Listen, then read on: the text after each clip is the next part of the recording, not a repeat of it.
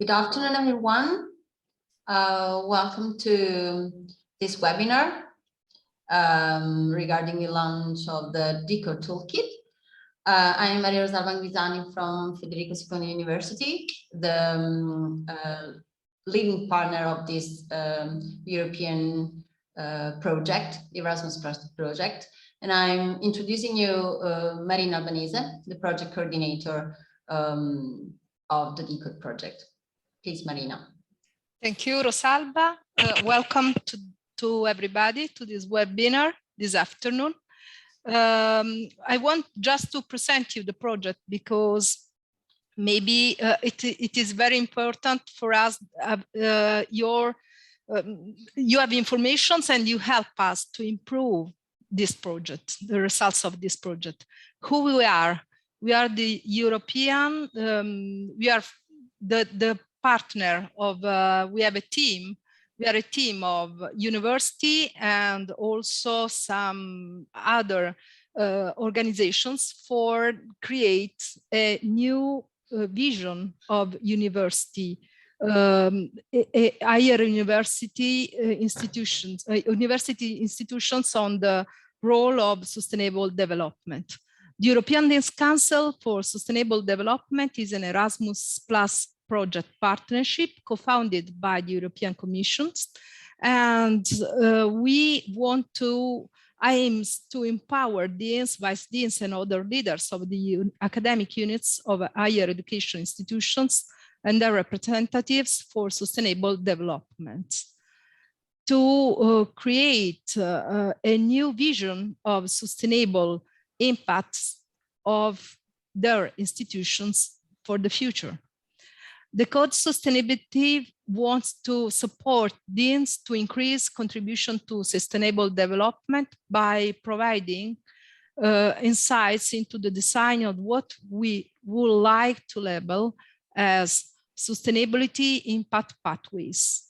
At the center of the project, we have the creation of the European Deans Council for Sustainable Development, and this council consisting of deans, vice deans, and other leaders of the academic units of higher education institutions and their representatives will be the instruments that enables sharing of the experiences and knowledge on how to embed sustainable development in the university and higher education institutions. We will provide the council, DECODE Council platform, because we want to create a community of European deans that will be an instrument for the in order to increase, to empower the program of sustainable development in the universities. Today we will present the DECODE Toolkit because we want to create and collect instruments to support systemic change in the university departments, because the main topic of our research is to create a new contribution of higher institutions to the sustainable development. And the next steps, we want to create some impact pathways and impact roadmaps to design a department-specific impact roadmap. So we will try to help with our work, with our project, the future of sustainable development and the role of sustainable development of the university in the sustainable development. So thank you to everybody. I enjoy this meeting, enjoy this webinar, and I give the floor to Rosalba for the instructions related to this presentation. Thank you. Thank you, Marina. Welcome everyone again for the ones that joined lately. Just few practical information before starting. We are asking you to change your Zoom name to full name, also writing down your institution. and we ask you to turn off your microphone during the presentation. The first and the third part of the webinar will be recording for dissemination purposes, whereas the second part of the webinar, which is the activity we will perform together, will be recorded only for internal purposes. Therefore, if you don't wish to be recorded, you can turn your camera off. And please share your ideas and impressions on our social media. I'm giving now the floor to Gundars Konkins from RTU. Please, Gundars. Thank you, Maria Salva, for the warm introduction, and Marina for welcoming us to the session as well. And I'm really excited and really honored to be able to present and represent the DECODE project to show the DECODE Toolkit for everyone for the first time. But before I do so, I would also like to take a small step back and also look a bit in the forward of what has happened so far in the project. We first started with doing an analysis on sustainability efforts in the various institutions in Europe and to specifically identify the challenges and obstacles that deans face towards a sustainable organization.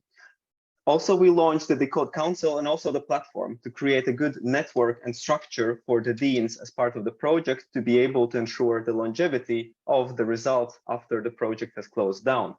And today we're meeting to see the DECODE Toolkit, a set of instruments to help you practically in this endeavor. Next, the project will design impact pathways and roadmaps to show the process and steps that need to be taken to get where you need to go. And lastly, empowerment programs will help you learn how to design the impact roadmaps to contribute towards sustainability. Now, let me give you an introduction on what is the DECODE Toolkit and what is inside of it. It has three main components. First of all, we have the impact tree. This is a visual representation of the main areas, or as we call it, drivers and sub-drivers, that a higher education institution and department needs to focus on in order to contribute towards a more sustainable future. We have also collected and published toolkit instruments, a collection of various tools, best practices to help drive contribution to sustainability, as we say, something which will help you get the job done. And lastly, since you have already collected more than 60 instruments, we have also developed a self-assessment tool, a short survey really to show you how your institution is doing, and also the scores to point out which are the areas that you should focus your efforts first, and also the tools that could help you improve those areas. But what was the process we took to end up where you will see as well the tool today? So we started with a literature review to understand what are the main areas, what are the drivers and sub-drivers that should shape this visual impact tree. But we also conducted expert interviews with sustainability experts from the private sector and also from higher education institutions in order to gather some instruments and also adjust the structure. But then we also conducted focus groups with the DECODE Council members in order to validate our progress, to understand if we're going the right way, and to adjust the self-assessment tool and impact tree. And lastly, we also conducted an extensive internet research to supplement, to enrich the tool even further with additional instruments that we managed to identify to make it even more useful. Now, the impact tree, as well after this webinar, will be published on the DECODE Connect platform for you to as well access anytime. And it's interactive. You will be able to browse it, to see it, and to click on the sub-drivers that will take you to a page showing you the various instruments we have for store for you to try, get inspired by, and use. The toolkit instruments themselves, it's a mix. We have best practices, we have games, templates, digital tools, and as well as frameworks that hopefully will help you further. And it also, we want to crowdsource them further. So we'll show you how to do that. We want you to take a look at the tools, try them, and see and help us expand the list by suggesting some that have helped you further. And lastly, the self-assessment survey or self-assessment tool, it has been as well designed really to help you narrow it down. We have quite a few sub-drivers, and the self-assessment tool will help you narrow it down and make the decision where to focus on as well easier. And it will be accessible from the impact tree itself, so you will get the access from the DECODE Connect platform. I hope that everyone had a chance to look at the tool prior as well to the webinar today. But regardless, I would like to do a short live demo so you can see as well what to expect, how the tool as well looks like, so you can try it out in the interactive session today, but also after this webinar to see how it works. As I say, seeing is believing. So let me now show you the tool. When you will open the digital site that will lead you to the tool, in the start, we have created just an introduction, a few pictures to guide you through and help you better understand how to utilize the DECODE Toolkit. As you scroll down in the page, you will also stumble on the self-assessment test that you can take to help you as well and identify which areas to focus on first and which tools might be interesting to you. If you scroll lower, then you will actually see the impact tree itself. And as I said, you will be able to minimize it, maximize it, browse it around and move, so you can have a complete overview and browse it at your own pace, regardless of whether you are accessing it for a smaller or larger screen, to make it easier for you to view and browse. You can even put it up in the full screen to have a full view of all the drivers and sub-drivers we have created. But that's just one part of it. As I mentioned, all the sub-drivers are interactive and will lead you to a separate page where you will be able to see the various instruments that we have collected and a place for you to suggest as well your own. As an example, right now I'm stumbling and seeing study education, and I would be interested to learn out and find out more about embedding sustainability in courses. So if I click on the link, it will now open up a page which shortly describes the subdriver, what it's all about. And if you scroll lower, you will see a list of tools and collections. And now something catches my eye: from art to zoo management, embedding sustainability in education. So I would like to click and read more. And this then offers the tool a PDF document outlining some of the best practices that are structuring from the UK on how sustainability can be embedded in various types of courses. From the focus groups, we also gathered insights that it's a lot harder to embed sustainability in certain humanitarian courses, for example, than, for example, in certain STEM topics. So as an example, in this case, I could scroll down and find philosophy to get inspired by how Dr. Brian Black is embedding sustainability in their studies in the module entitled Hinduism in the Modern World, and being able to as well follow the link and find out more. So this is just one example of the more than 60 tools we have collected and placed on the impact tree that we sincerely hope will be useful for you to browse and to view. But as I mentioned, especially if you are viewing the tool for the first time, maybe you would like some suggestions and some guidance to not have to go through all of the different sub-drivers and drivers. So we have created the self-assessment test for that specific purpose. When you click on Take the Self-Assessment Test, it will guide you with leading questions throughout the areas outlined by the impact tree, that you are able to do a self-assessment and evaluate your institution on the level you are at, in order for us to provide feedback and rate the different drivers and sub-drivers from beginner to advanced, that you can as well get direct links and see which of the areas you could follow a link to see some instruments which could help you further along in this area. So the next time you take the test, there are better scores. And of course, if you get an advanced and a really great evaluation, we would love for you to share some of the tools and the best practices that you have used to get to that point, as we would love to expand the tool set together with you to make it as useful as possible. That's why under every subdriver page on the impact tree, you will also find a button to be able to send and to submit some tools where you think it's not published on the site, but it has helped us quite a lot. I would like to share it. Because when we will publish an instrument that was suggested by one of our council members, we will also acknowledge the institution on the website, so we can as well see where this tool has been crowdsourced from so we can as well grow the community and the list of tools even further as it goes along.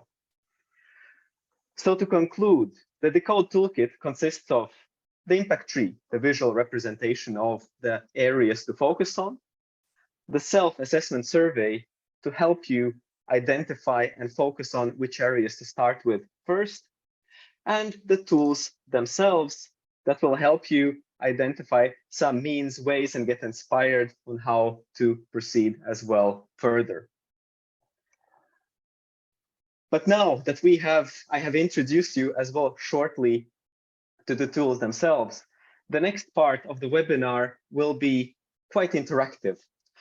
We want to bring you all together to network and to work in smaller breakout rooms in Zoom, to collaborate, get in touch, get acquainted with the tool itself, discuss amongst yourselves and share best practices. And you will do that using the platform Miro.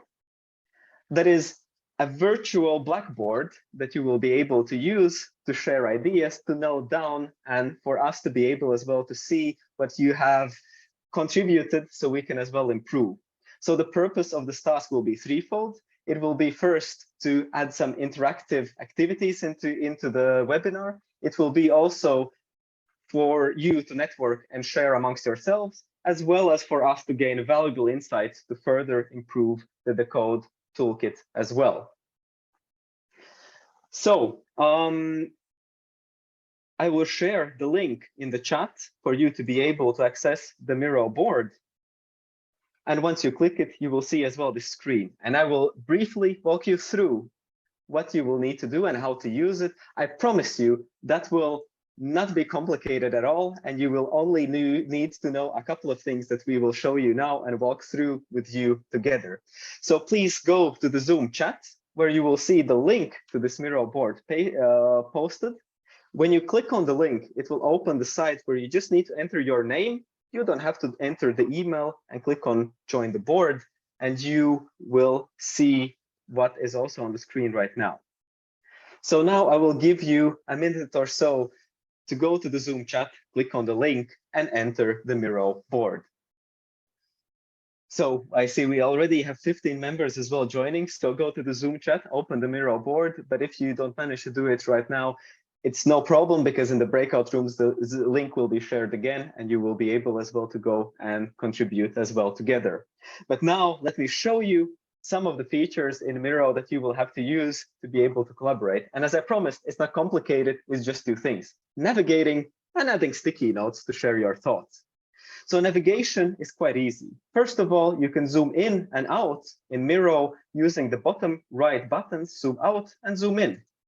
So if I would like to zoom out, I can click on the minus, and it will allow me to view a smaller Miro board and to navigate amongst the various boards.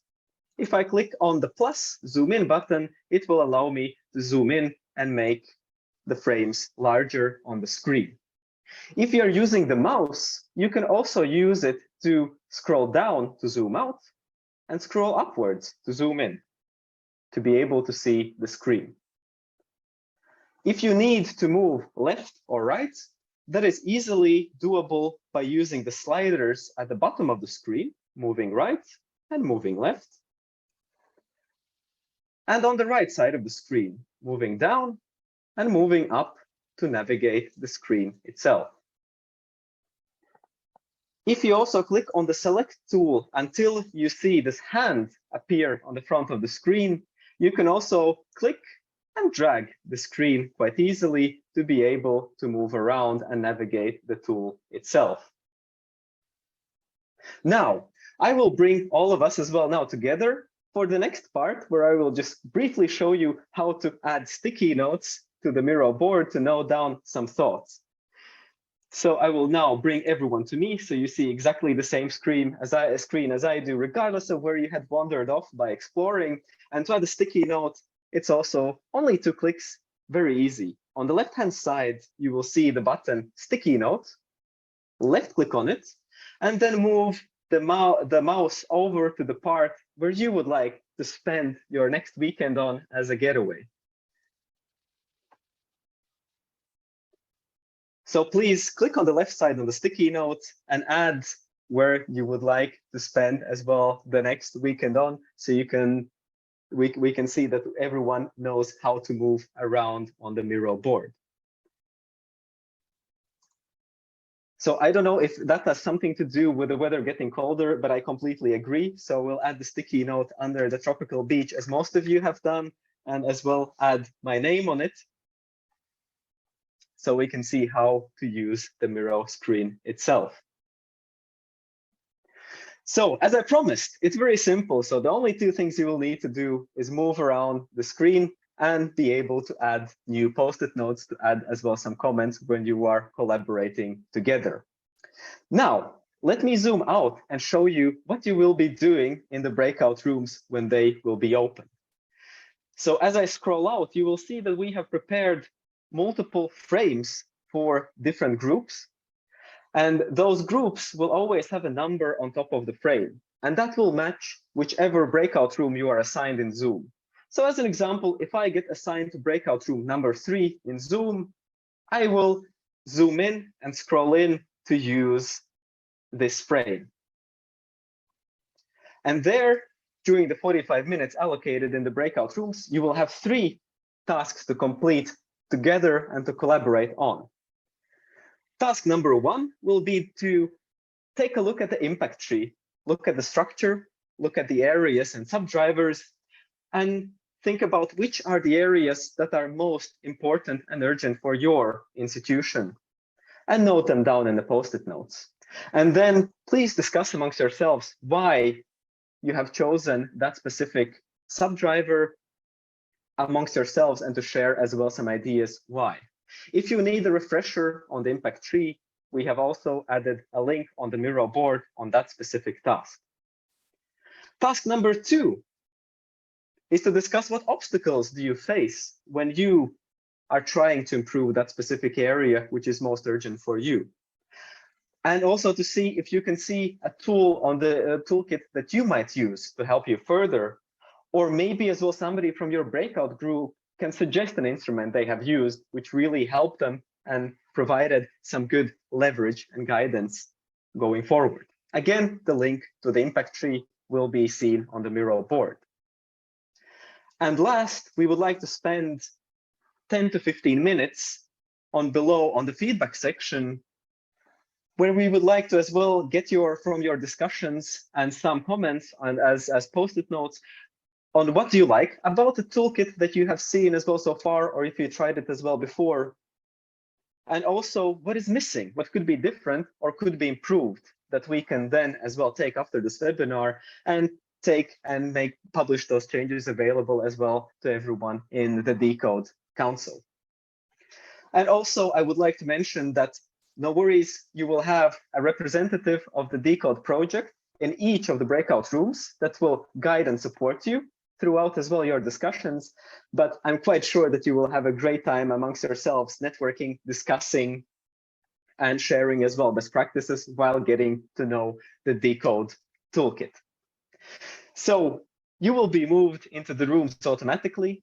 We will record those sessions, but they will only be used for internal purposes, so we can gain some additional insights to improve as well the toolkit and to provide a better even tool than we have right now. But as I always say, when these Zoom webinars, it's always good to turn on the camera and as well get to know each other, network, to bridge the gaps that we're in as well in so many parts of the world. So now, as I have explained, so you will be guided through as well these tasks on the Miro board to take a look at the tool. You will be moved into the breakout rooms automatically and back to the main venue automatically as well. So I wish you a great time. And I'm also looking forward to seeing the collaboration and see what your comments, and have a great time in the breakout rooms, and see you all back here after 45 minutes.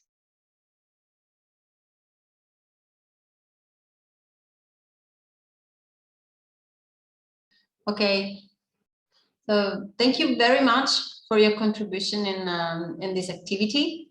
And we would like to introduce Dr. Kirrane now, because she will present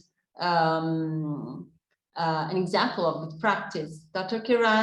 Maria Kirrane is a sustainability officer at University College Cork's Office of Sustainability and Climate Action. And UCC was the first university in the world to be awarded a green flag from the Foundation for Environmental Education, and the first outside of North America to be awarded a STARS Gold rating from the Association for the Advancement of Sustainability in Higher Education. So very impressive. So thank you very much, Dr. Kirrane, for joining us today. The floor is yours. Thank you very much for having me. I'll just share my screen, share a few slides, and tell you a little bit about what we've done at UCC. So there was a few of our highlights mentioned there already. I guess we always say that this is a journey, and our journey started in 2007, when some of our students actually raised concerns about the management for waste on campus, and they wanted to be more involved in how we manage the environmental impact of the university. So we got together and we developed a pilot Green Campus program. And in 2010, we were awarded the first green flag. In 2013, then our president established a Green Forum, which was an overarching strategic group chaired by the president and our director of buildings and estates. And in 2016, then from that, we launched our first sustainability strategy. In 2018, then we were awarded the Gold Star from the Association for the Advancement of Sustainability and Climate in Sustainability in Higher Education. And in 2022, actually, just this year, we established the Office of Sustainability and Climate Action within the university, which is based in the office of our president.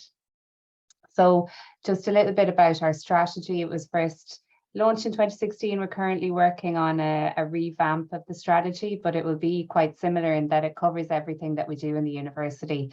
So our research, our learning and teaching, all of our operational impacts and our impacts on our students, ensuring that they are sustainability citizens. We also annually report on this strategy, and you can find any of those reports on our website. So just an example of some of our more impactful projects, I guess, around 2018, we launched a Save or Save scheme to look at energy savings within our buildings. So basically what we were doing was creating teams within our significant energy using buildings and developing a revolving fund where we would work with the teams within the buildings. We would encourage them to implement changes that would reduce their energy consumption, and then any of the monetary savings from those projects would remain with that department or building to be invested in further green projects. What this did was it devolved the power in the decision making to the people that were actually using these buildings day to day. It involved the whole community in decision making, and it had a huge impact on our energy consumption, which reduced dramatically thanks to the project.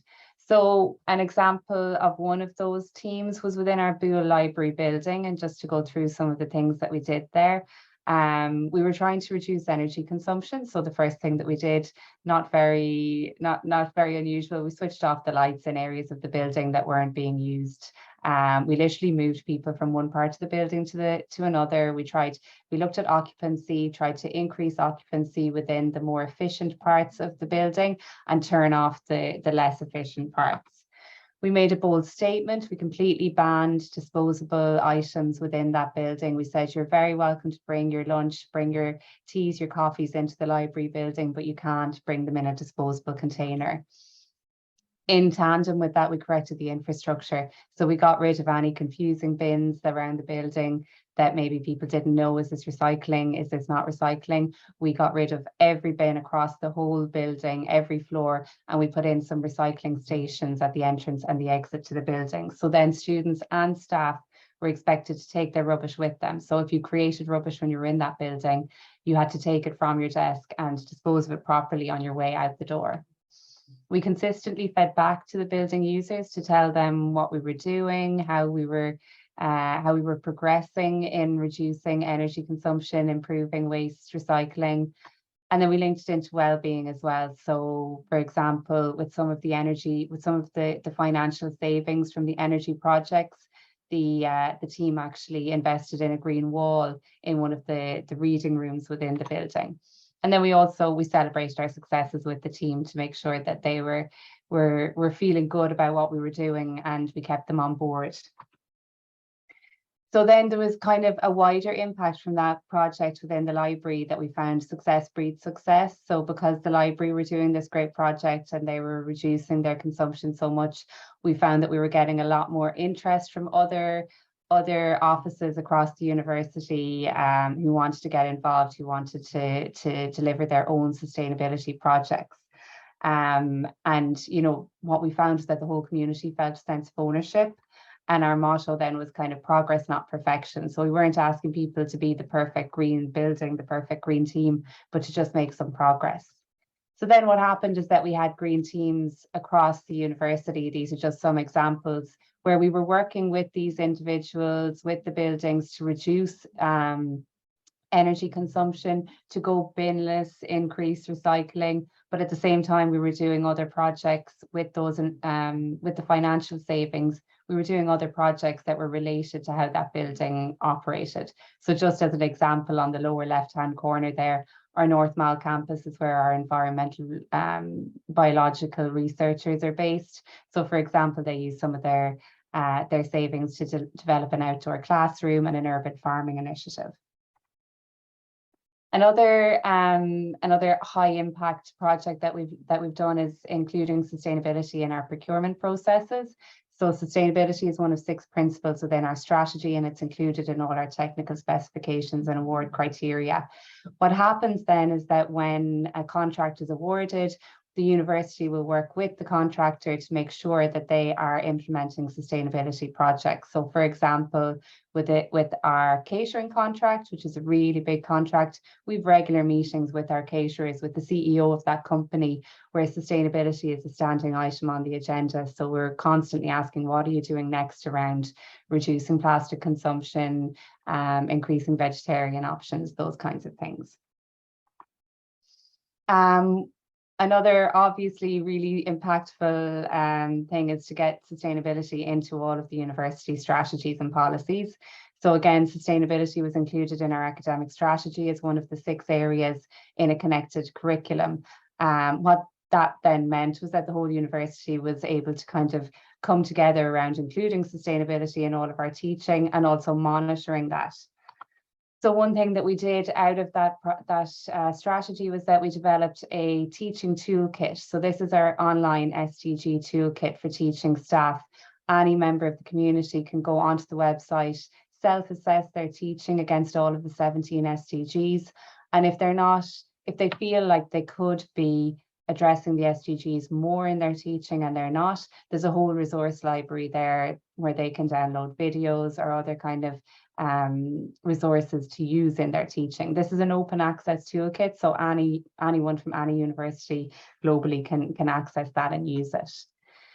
So the aim really is that we would create UCC as a kind of living lab for sustainability. And again, we created a fund around this as well, where we offer research master's scholarships and demonstration project funding for projects that anyone in our community would suggest that directly impacts on our sustainability strategy. So for example, we had some of our researchers develop a program around our trees. They developed an open arboretum where they give tours of all of our trees for local community groups, local schools. We did a project around reuse of lunch boxes.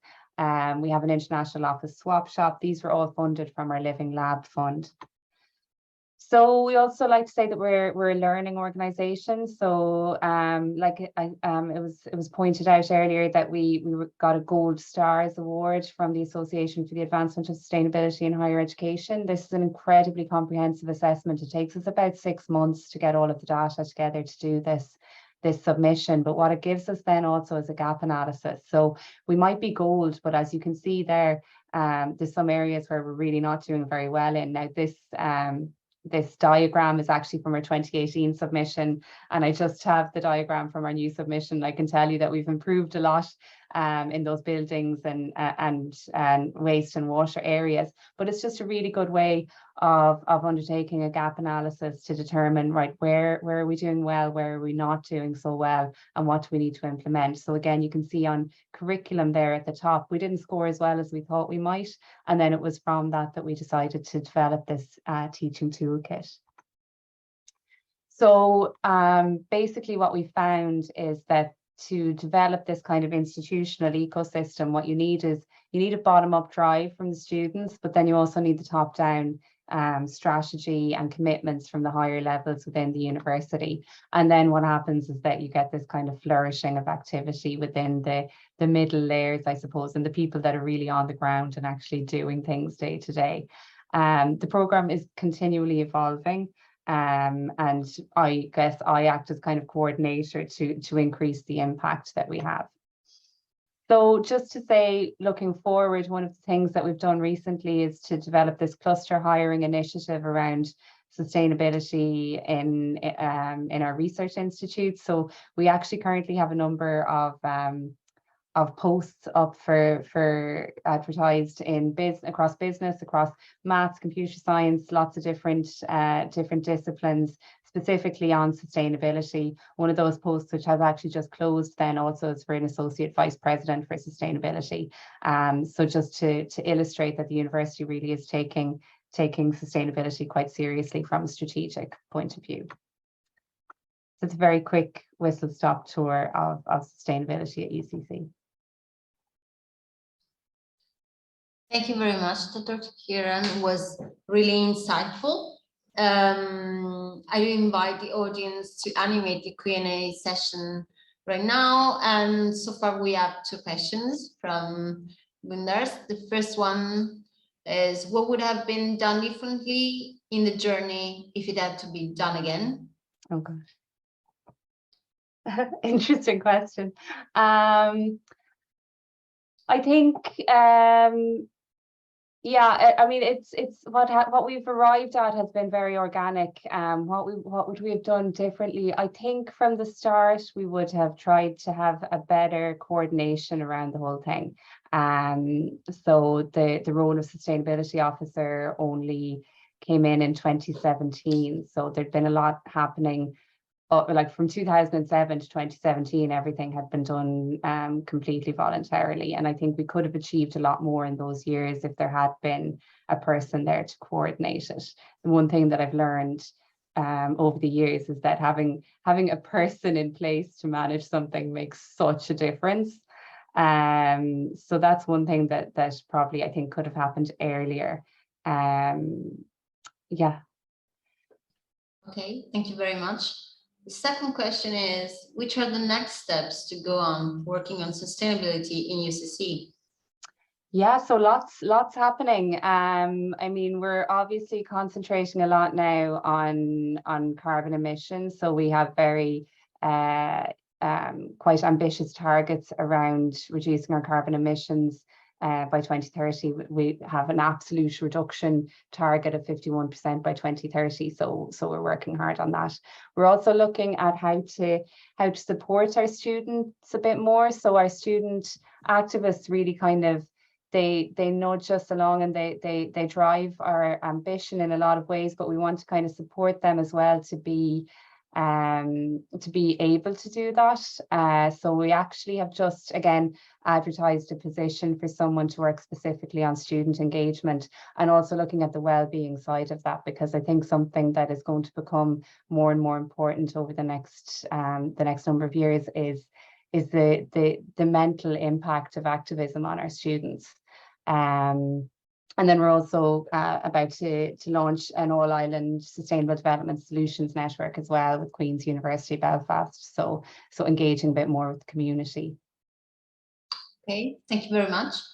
Another question is, you mentioned green or sustainable working groups. Could you tell how they were organized, composition, who coordinates them, how often do they meet, what are their powers, and etc.? Yes, so these groups would have really come about from the energy reduction programs. So the people that would have been chosen by our energy manager, and they would have been the people that really would be on the ground managing the buildings day to day. And then we kind of would have left it to those individuals to identify champions within their own area that could then become part of the green team in that building. So it's quite evolved, I suppose. So there'd be one person that would be responsible for feeding back to us, but the team itself would be open to the individuals within that department or building. Okay, thank you. Another question is, I know the central role of UCC president in driving this initiative. Can you comment on the importance of champions to drive the UCC SDG project? Yeah, I mean, invaluable in terms of champions. You know, like I say, my role was only put in 2017, and up until that point, all we had were people that were doing this as something that they were interested in or something that they felt very strongly about. So having those champions take this on within their day-to-day work was what got us to where we are, really. But definitely having people in decision-making positions. So you have the president, then people like our finance officer who can make decisions around procurement and divestment. Our director of buildings and estates, who, you know, is in charge of how our buildings are operated. The fact that he feels so strongly about this and is implementing sustainability into all of our building projects. So those kind of really key people that are involved in that green forum that I mentioned at the start, I think they really have driven a lot of it. Thank you very much. Actually, okay, I also have a question. I will follow this one first. What kind of tools did you use to make the diagnosis of your university? Who is involved? Teachers, students, administrative staff? Is it the same tool for all? This is a very interesting question. So by tool, I'm not sure. So the way that we started off on the Green Campus program, and the Green Campus program is delivered by the Foundation for Environmental Education, and it's really based on EMAS, the EMAS system, but they've adapted it for the educational setting. So you're looking at different thematic areas. You're getting your baseline, getting your committee together, and implementing your action plans. So that would have been how we began. Then we're also accredited to ISO 50001 on energy, and that would have driven a lot of that Save or Save scheme that I spoke about. And then the STARS assessment we would use as a gap analysis tool to determine where we need to go. Thank you very much. I have a quick question, which is actually a question I posed according to your experience, and it refers to one of the feedback that we got from the activity we just ended. Some of the participants wrote that in the toolkit, diversity is missing a bit, and I can see the point. So, but I'm asking you, how can we introduce diversity, and can we involve diversity more in the toolkit, in practices, in every step of the process? Maybe you did it and you have some insight to share. Thank you. That's really interesting, actually, because this is the second presentation I've given in the last few weeks where this has come up. And we haven't explicitly included diversity because we have a very active unit within our university that works on equality and diversity. And so we would incorporate their data and their activities into our plans and our reporting, but we don't, diversity and sustainability almost run parallel to each other in the university. Yeah. And it's something that we're currently working on, actually, is how do we integrate them, and do we need to integrate them? So it's a really interesting question, but I don't think I have an answer. Yeah, I was hoping to gather an answer from you. They're very, that's the way universities work, isn't it? Everything is siloed, and in particular sustainability and diversity seem to be. Thank you very much for your contribution and for your time. And I guess now I can leave the floor to Gunders for a wrap up and a final note. Yes, I would just like to thank everyone who participated, and Dr. Kirrane, we're incredibly grateful for your presentation and joining in as well, sharing your best practices. And as a concluding words, I would like to as well on the toolkit quote the person that was responsible for creating a tool I think most of us use almost every day, Google Chrome. First do it, then do it right, then do it better. So I hope as well as we're expanding the list of tools and make improvements from your feedback, that will be as well the journey that we will be taking as well very soon. So I would love to thank you so much for participating and being active both in the group discussions and also with the questions today. And if you wish to become as well part of the DECODE Council, follow the link in the chat of the Zoom.